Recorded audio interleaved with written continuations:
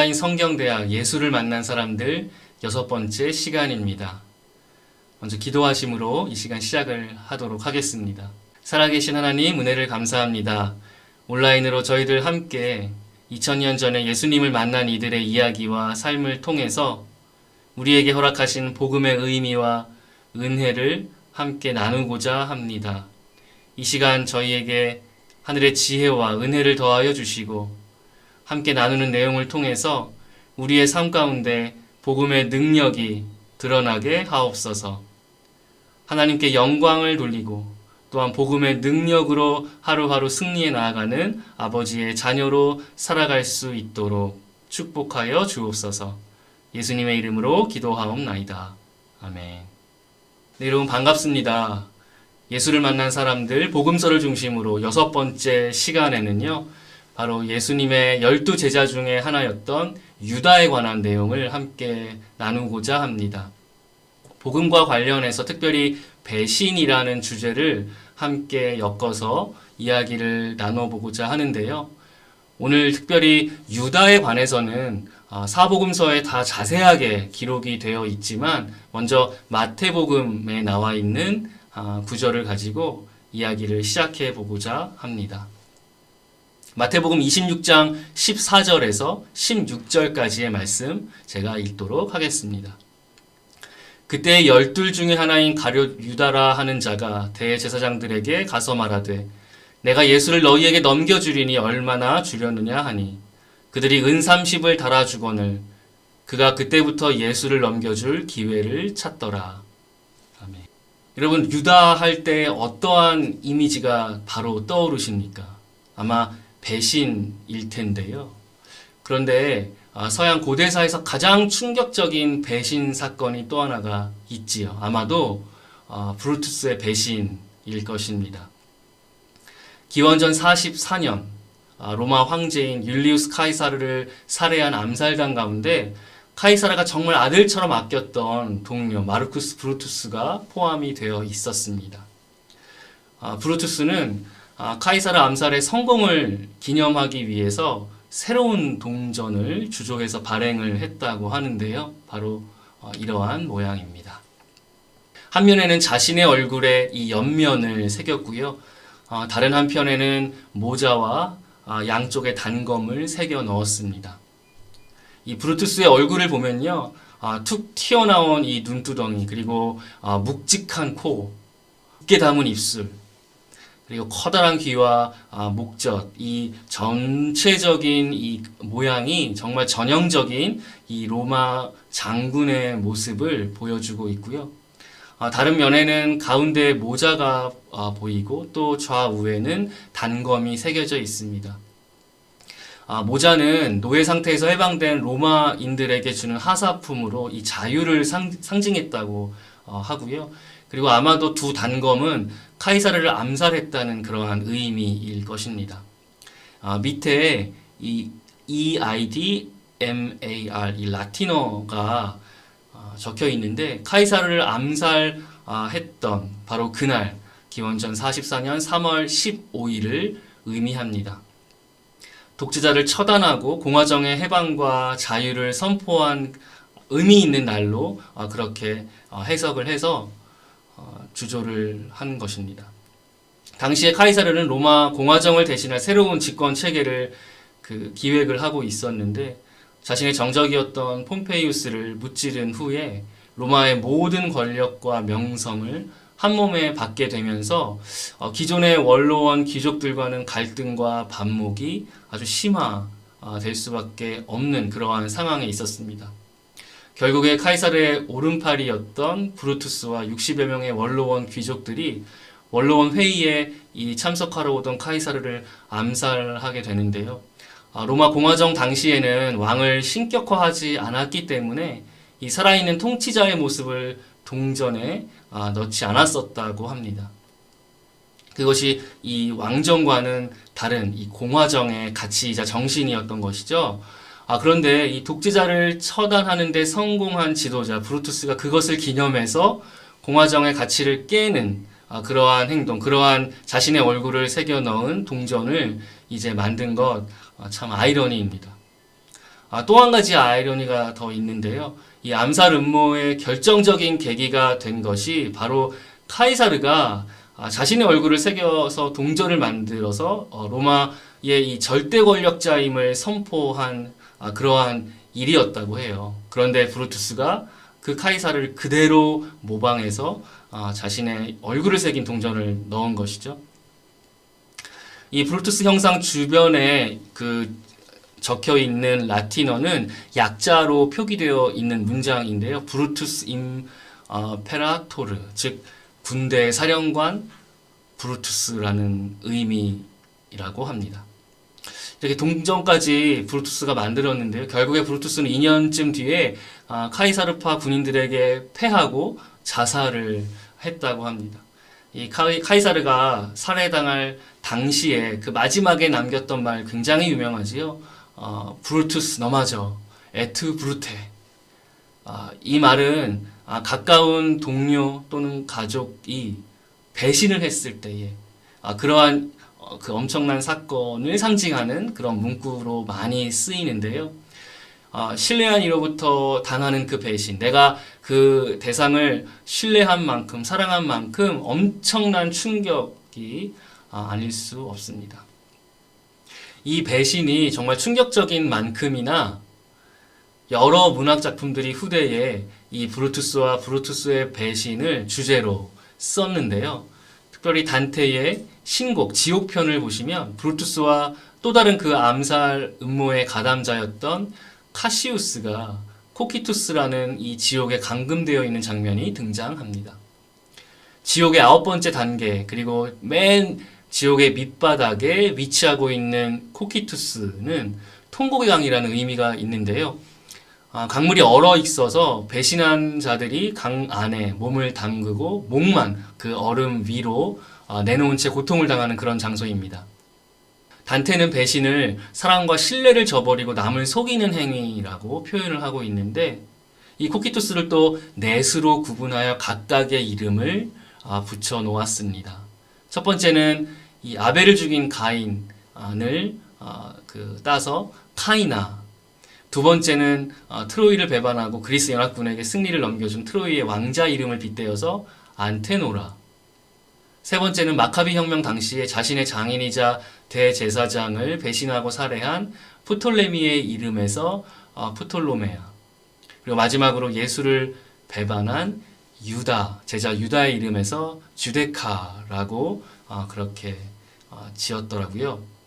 이곳에 이 세 개의 얼굴과 입을 가진 사탄이 유다와 브루투스와 그리고 카시우스의 다리를 씹고 있는 것으로 이 신곡을 보면 단테는 묘사를 하고 있습니다. 여러분, 그런데 정말 이 유다는 이렇게 배신의 아이콘이기만 한 것이고 또 영원한 저주의 대상으로 새겨야만 하는 그런 것뿐일까요? 유다라는 인물에 대해서 먼저 한번 좀 살펴보기 원합니다. 유다는 먼저 예수님의 12제자 가운데 한 명입니다. 그리고 유다라는 이름은 잘 아시겠지만 하나님 찬양이라는 너무나도 은혜로운 그러한 의미를 갖고 있지요. 또 제자 유다는 가룟 지방 출신이기 때문에 이 흔한 이름 유다 앞에 가룟을 붙여서 가룟 유다라고 불렸고 그렇게 기록이 됩니다. 제자들 가운데서는 돈꾀를 맡아서 이 회개를 볼 정도로 자신의 어떠한 행동이나 임무를 수행하는 데 있어서 신뢰를 받았던 그러한 제자였고요. 하지만 유다는 이 3년 동안이나 아무런 대가도 없이 따르고 동고동락하면서 함께 사역을 했던 스승님 예수님을 배반합니다. 마태복음 16장 14절 보시면 유다가 대제사장들을 찾아가서 이렇게 이야기를 하지요. 예수를 너희에게 넘겨주리니 얼마를 주려느냐.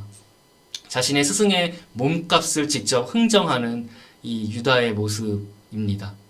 결국에는 은 30으로 합의를 본 후에 그때부터 유다는 이 어떻게 예수님을 배신하고 그들에게 넘겨줄지를 포착을 하기 위한 그 기회를 찾았는데요. 이후에 이 마태복음은 예수님께서 제자들과 함께 마지막 만찬을 하시는 장면을 기록하고 있습니다. 온 인류의 대속 제물로서 십자가를 향해서 이 예루살렘에 입성하셨고 이제는 그 마지막 밤이 되어서 제자들과 함께 떡과 잔을 나누시는 주님. 그리고 그 떡과 잔으로 그 제자들을 향한 온 인류를 위한 당신의 살과 피로 기념할 것을 말씀하시는데요. 그런데 주님께서는 당신의 그 십자가 사역이 바로 코앞에 임박해 있음을 이미 아셨을 뿐만 아니라 그 과정에서 제자들이 어떻게 반응할 것인지, 그리고 그들 가운데 한 명이 당신을 팔아 넘길 것이라는 것도 미리 알고 계셨습니다. 그 내용이 마태복음 16장 21절에서 25절까지의 기록이 되어 있는데요. 함께 보도록 하겠습니다. 그들이 먹을 때에 이르시되 내가 진실로 너희에게 이르노니 너희 중에 한 사람이 나를 팔리라 하시니 그들이 몹시 근심하여 각각 여짜오되 주여 나는 아니지요. 대답하여 이르시되 나와 함께 그릇에 손을 넣는 그가 나를 팔리라. 인자는 자기에 대하여 기록된 대로 가거니와 인자를 파는 그 사람에게는 화가 있으리로다. 그 사람은 차라리 태어나지 아니하였더라면 제게 좋을 뻔하였느니라. 예수를 파는 유다가 대답하여 이르되 랍비여 나는 아니지요. 대답하시되 내가 말하였도다 하시니라. 이 같은 내용을 요한복음은 주님이 떡을 적셔서 주시는 그 제자가 주님을 배신할 팔자인데 그것을 유다에게 주시고 또 유다에게 내가 하는 일을 속히 하라 이렇게 말씀하시는 것으로 기록이 되어 있습니다. 다른 제자들은 그저 돈꾀를 맡은 이 유다에게 그 명절에 필요한 일들을 속히 하라고 빠짐없이 다 지금 나가서 하고 오라고 그런 말씀하시는 것으로 들었지만 사실 유다는 그 말을 듣고 바로 나가서 실제로 예수님을 잡아갈 그 계획을 실행에 옮긴 것이죠. 몇 시간 후에 은 30을 받은 대가로 예수님을 겟세마네 동산에서 무리들에게 넘기고 나서 사실 유다는 자신이 한 일을 후회하면서 제사장들과 장로들에게 자신이 받은 돈을 돌려주려고 했지만 거절을 당하고 맙니다. 그래서 그 은 30을 그냥 바닥에 내던져 버린 후에 자살로 생을 마감하게 되는데요. 모든 복음서에 자세하게 기록된 이 유다의 배신, 그리고 이 사건의 직접적인 결과로 이어진 예수님의 십자가 처형 때문에 이후부터 유다는 기독교를 배경으로 한 모든 서양 문명권에서 배신의 아이콘이 되고 또 영원한 저주와 심판의 대상으로 그렇게 낙인이 찍혀 버립니다. 여러분은 어떠세요? 여러분도 이렇게 유다에 대한 이 배신의 아이콘이라는 영원한 저주와 이 심판의 대상이라는 낙인에 동의하십니까? 그런데 문제는 이러한 유다에 대한 배신의 이 아이콘이라는 이미지, 이 관념이 반유대주의라는 지극히 배타적이고 폭력적인 이 이념에 굉장히 뿌리 깊게 연결이 된다는 것입니다. 사실 기독교 초기부터 예수님을 팔아넘긴 것에 대한 그 책임, 정죄, 또 유대 공동체에서 분리된 교회만의 정체성을 확립하기 위한 목적으로 이제 유대인과 거리두기 하는 것, 그런 성향이 교회에 있었거든요. 근데 그러면서 이 유다를 유다 개인뿐만 아니라 이 유대인 전체를 상징하는 그러한 의미 확장이 이루어집니다. 그래서 이 동료를 배신하고 돈을 위해서 모든 어떤 일이든 수단과 방법을 가리지 않는 그런 인종의 상징이 유다에서 유대인 전체로 적용이 되고 또 그것이 유럽의 사회, 문화, 정치, 경제 모든 영역에 그러한 이 관념이 퍼져서 결국에는 반유대주의 또 나치의 홀로코스트라는 아주 인류의 집단적인 참혹한 죄악과 비극으로까지 이어지는 것이죠. 이 반유대주의나 홀로코스트에 대한 의미나 이 평가는 둘째 하더라도 유다에 대해서 이렇게 영원한 정죄와 저주의 대상으로 삼는 것, 이게 적합한 일일까요? 그러한 의미로 해석하는 것이 정말 성경을 통해서 우리에게 전하시고자 하는 또 우리에게 바라시는 주님의 메시지의 전부일까? 우리가 한번 생각을 해보아야 하는 것이죠. 저도 이전에는 단순히 유다에 대해서 그렇게 생각했던 것 같습니다. 다른 제자들처럼 주님을 따르고 또 초대교회를 일으키는 엄청난 이 귀한 믿음을 갖기를 바라면서 절대로 유다처럼은 되지 않겠노라고, 유다를 정죄하고 그에 대해서 사실은 깊이 생각조차 하지 않았던 것이 과거의 저의 생각, 저의 믿음이었던 것 같습니다. 여러분, 그런데 유다의 배신을 기록하고 있는 모든 복음서들을 보면 하나같이 다른 제자들, 특별히 베드로의 이야기를 자세하게 묘사하고 있는데요. 마태복음도 마찬가지입니다. 26장 31절에서 35절의 말씀 함께 보겠습니다. 그때에 예수께서 제자들에게 이르시되 오늘 밤에 너희가 다 나를 버리리라. 기록된 바 내가 목자를 치리니 양의 떼가 흩어지리라 하였느니라. 그러나 내가 살아난 후에 너희보다 먼저 갈릴리로 가리라. 베드로가 대답하여 이르되 모두 주를 버릴지라도 나는 결코 버리지 않겠나이다. 예수께서 이르시되 내가 진실로 내게 이르노니 오늘 밤 다 굴기 전에 내가 3번 나를 부인하리라. 베드로가 이르되 내가 주와 함께 죽을지언정 주를 부인하지 않겠나이다 하고 모든 제자도 그와 같이 말하니라. 예수님은 모든 제자들이 당신을 버릴 것임을 말씀하고 계시는데, 그런데 베드로가 어떻게 반응을 하고 있습니까? 다른 제자들 모두가 다 주를 버려도 자신만큼은 절대로 결단코 버리지 않을 것임을 확언합니다. 근데요, 주님은 그런 베드로에게 아니라고 그렇게 말씀을 하시면서 오히려 밤에, 오늘 밤에 다 굴기 전에 3번이나 당신을 부인할 것임을, 오히려 다른 제자들보다 더 구체적으로 어떻게 부인하며 반응할지를 설명을 해주시는데요. 물론 베드로는 이에 대해서도 부인하지 않겠노라고 그렇게 이야기를 하지요. 주와 함께 죽을지언정 주를 부인하지 않겠다, 그렇게 아주 단호하게 부정을 하는데요. 그런 베드로를 따라서 다른 제자들도 똑같이 동조하면서 말을 합니다. 그런데 결과가 어떻게 나타나지요? 예수님 말씀하신 대로 모든 제자들이 주님을 버리고 도망을 가버립니다. 그러고 보면 그날 밤에 주님을 배신한 것은 유다뿐만이 아니라 모든 제자였던 것이죠. 그 이후에 실제로 베드로는 어떻게 되었습니까? 겟세마네 동산에 올라가서 정말 땀방울이 핏방울이 되기까지 기도하시는 주님, 그 주님과 함께 깨어서 기도하지 못하고 잠이 들어 버립니다. 또 주님이 잡히신 후에는 56절에서 모든 제자들이 다 예수를 버리고 도망했다라고 기록을 하고 있는데요. 베드로도 도망을 갔지요. 근데 그 이후에 제사장의 집에서 신문을 받으시는 그 예수님을 멀리서 지켜봅니다. 바로 그때 한 여종이 베드로를 알아보지요. 그리고 예수님과 함께 다녔던 그 제자가 아니냐고 그를 추궁하는데요. 베드로가 어떻게 대답을 합니까? 주님 말씀하신 대로 3번이나 예수님을 부인하고 또 저주합니다. 마태복음 26장 74절, 75절에 이렇게 기록이 되어 있는데 함께 보겠습니다. 그가 저주하며 맹세하여 이르되 나는 그 사람을 알지 못하노라 하니 곧 닭이 울더라. 이에 베드로가 예수의 말씀에 닭 울기 전에 내가 3번 나를 부인하리라 하심이 생각나서 밖에 나가서 심히 통곡하니라. 다른 복음서에서도 비슷하게 기록을 하고 있는데요. 사실 이 마태복음 26장에 기록된 제자들의 내용을 보면 유다나 베드로나 모든 제자들이 하나같이 다 지난 3년 동안 정말 열심히 함께 사역하고 말씀을 배웠던 그 예수님을 배신하고 버리고 도망을 갑니다. 각자 개인들마다 구체적인 내용은 좀 다를 수 있지만 결국에는 50보 100보인 것이죠.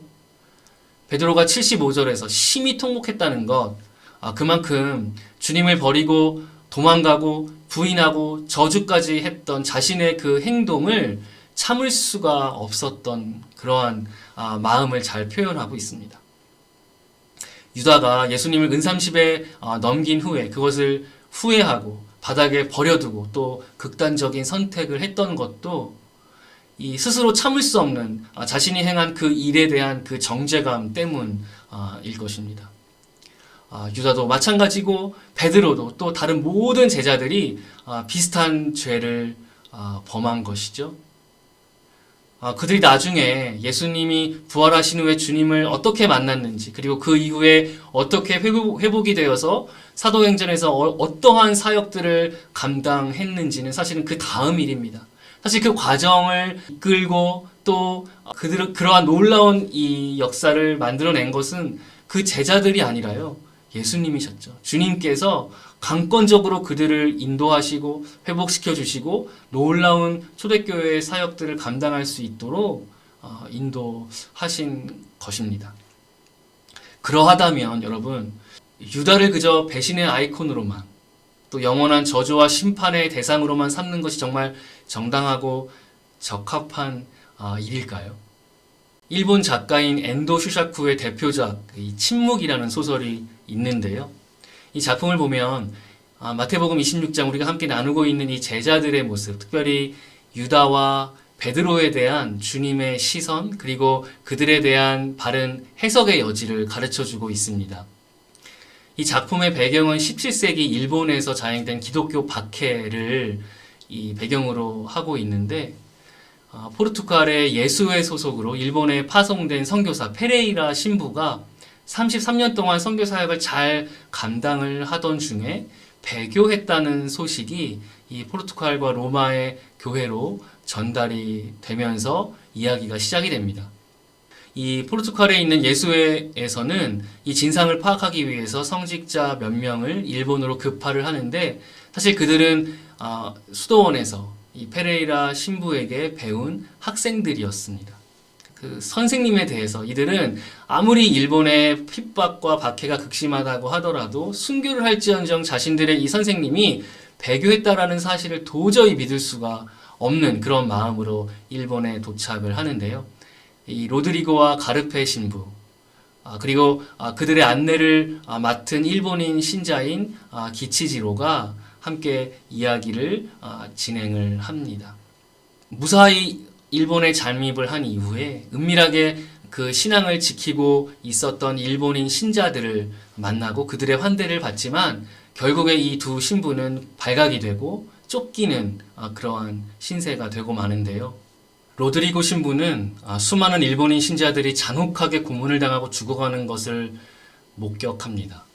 게다가 자신을 도왔던 일본인 신자인 기치지로가 아주 결정적인 순간에 배신을 하면서 로드리고와 가르페 신부가 체포를 당하는데요.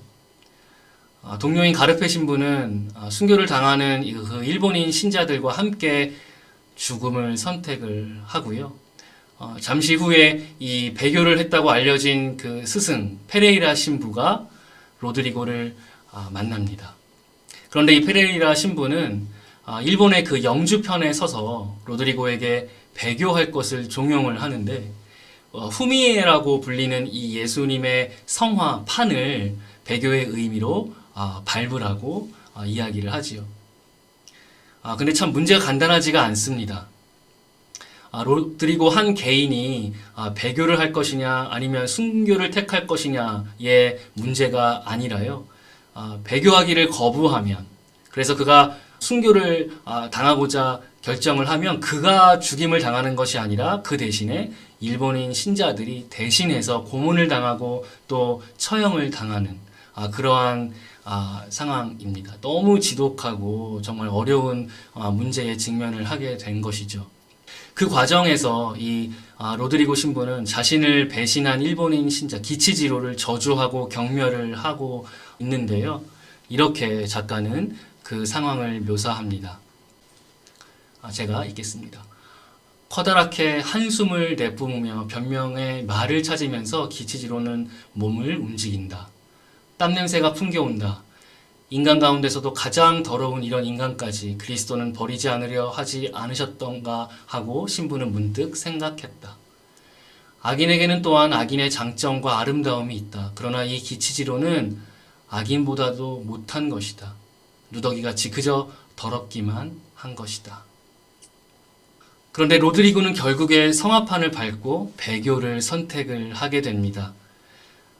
왜냐하면 자기 때문에 끔찍하게 죽임을 당하고 있는 그 일본인 신자들 한 명 한 명의 생명을 포기를 할 수가 없었던 것이죠. 그렇지만 개인적으로는 내적으로 그 자신의 그 신앙의 정제감 때문에 좌절하고 절망을 하는데요. 그러한 상황에 대해서 그 마지막 순간에 작가는 이렇게 기록을 합니다. 그 모든 점을 나는 인정한다. 이제는 나의 모든 약점을 감추지 않는다. 저 기치지로와 나와 어느 만큼의 차이가 있는 것일까? 하지만 그보다도 나는 성직자들이 교회에서 가르치고 있는 신과 나의 주님이 다름을 알았다. 많은 사람들이 밟은 탓으로 동판이 박힌 판때기에는 거무스레한 엄지발가락 자국이 남아 있었다. 그리고 그 얼굴도 너무나 밟힌 탓에 움푹 파이고 마멸돼 있었다.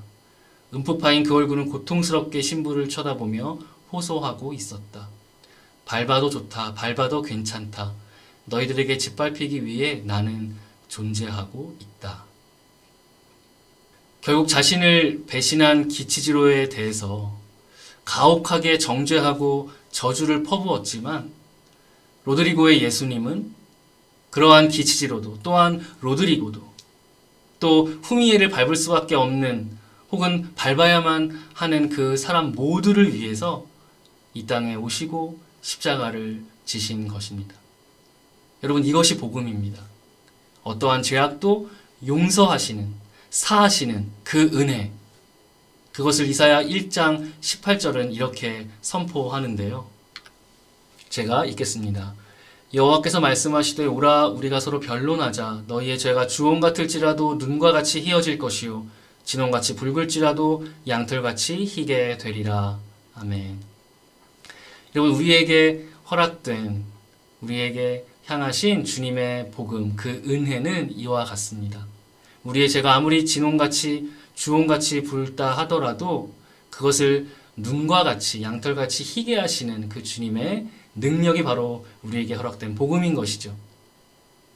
여러분, 그렇다면 우리는 유다를 영원한 정죄와 저주의 대상으로 삼으면서 마치 나는 유다와 다른 사람인 것처럼 기치지로를 보는 로드리고와 같이 탕자를 대하는 그의 형의 입장에 서는 것이 아니라 나도 그와 같이 주님을 수없이 배신하고 떠났지만 그럼에도 불구하고 바로 그러한 죄인이기 때문에 나를 위한 주님의 그 용서와 사랑을 허락받았음을 우리가 고백할 수가 있어야 하는 것입니다.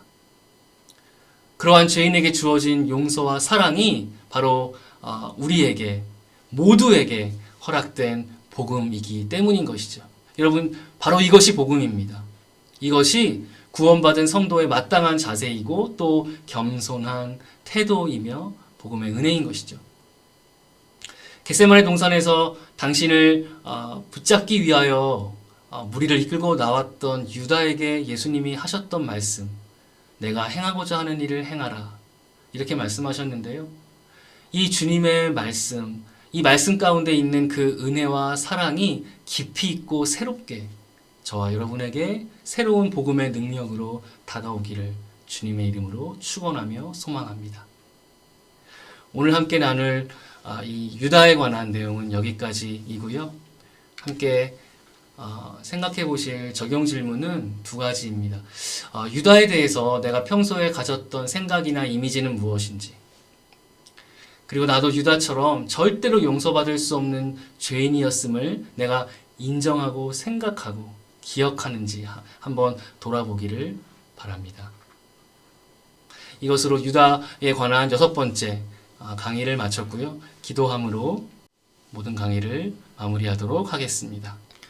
우리를 용서하시는 주님, 유다의 이야기를 통해서 우리에게 베푸시고 허락하신 주님의 그 용서의 능력, 그 깊이와 너비와 높이와 크기를 다시 한번 헤아려 봅니다. 그 크신 은혜에 감사하며 언제나 주님 앞에 겸손한 믿음과 또한 주님을 닮은 사랑과 긍휼의 마음을 가지고 이 땅을 사는 저희 모두가 될 수 있도록 축복하여 주옵소서. 언제나 주님과 함께 동행하며 그리스도의 향기를 발할 때에 저희를 통하여 주님의 은혜가 이 땅 가운데 더 분명하고 더 확실하게 선포되고 전달될 수 있도록 성령님 기름 부어 주옵소서. 예수님의 이름으로 기도하옵나이다. 아멘.